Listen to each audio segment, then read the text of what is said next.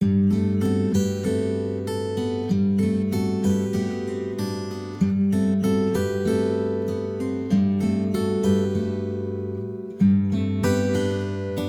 I first came to Stewart Elementary, I felt like our special ed population was a little higher than what I would like to see, and so that was an indicator to me that we needed to go down the Tier 1 route. What's the word? Train. We're also learning letters. That was a unifier where everybody's doing this together and we all have things that we need to learn. Our biggest motivation for changing the phonics instruction was a combination of both the exciting training that we were receiving and that we wanted to give our students a love of learning, a love of reading and writing. We want to make sure all students' needs are met, the whole student is being met and understood well. Our literacy coach definitely helped by modeling lessons. In 15 seconds, read your words as many times as you can. Go. Working one-on-one with teachers or with our teams to design lessons to help incorporate those things that we were learning. We use data for everything. At. What? Yeah. When. So our teachers would get together at grade level bands and they would just look at data. We frequently had formative assessments that all teachers do in all classrooms, and daily we were looking at what the students are doing and what they can do and what they're struggling with. We just kept reworking our groups based on the data we were getting consistently throughout the year. Have you ever sat him down and made that goal with him?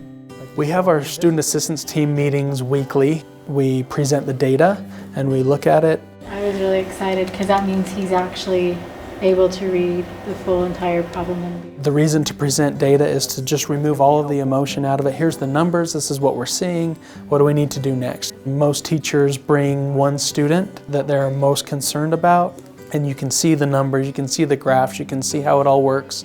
In order to build unity and have that collective efficacy as a team, we needed to set aside the mine versus your students. And we needed to realize and focus on what was best for students, for kids. Nobody felt as if they were going to be judged in any way, negatively or positively. We're looking at numbers. This is just data. If you look at fluency in general, he's just hovering right on that line. We were able to serve those students' needs together as a team, collaboratively, instead of just worrying about just our own individual students in our own classroom.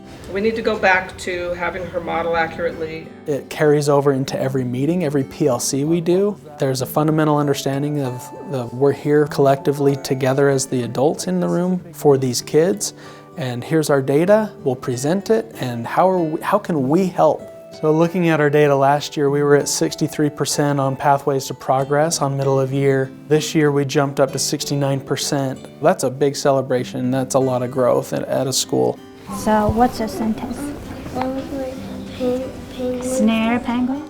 We want to make sure that we're growing in a positive way, and that goes back to mindset and being okay with making mistakes and learning from those mistakes and having a culture that is okay with that. Changes in the students, and it was actually really inspiring to watch because they were taking ownership of their learning and they were really getting excited about it. It's there to protect the U or the short vowel. Being able to really break down those words and learn the patterns with the phonics instructions and all the dictation we were doing with them, it gave them the tools to be able to overcome those roadblocks in their writing, and I saw just amazing writing from these second graders.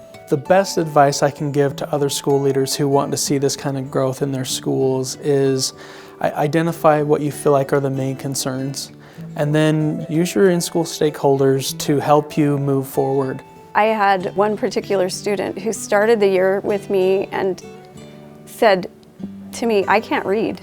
And by the end of the year and even through the summer, he was reading chapter books and just so excited to share that with me, even though he'd moved on to a new grade. That's what all teachers want. Our goal is to get our kids to love learning and to become lifelong learners, and so that was really inspiring to see. Teachers typically have a love for learning. That's why they're teachers. They have a love for kids, they have a love for learning, and when you put those two things together and they get to see their kids grow at rates that they didn't see before, it's magic. They love it.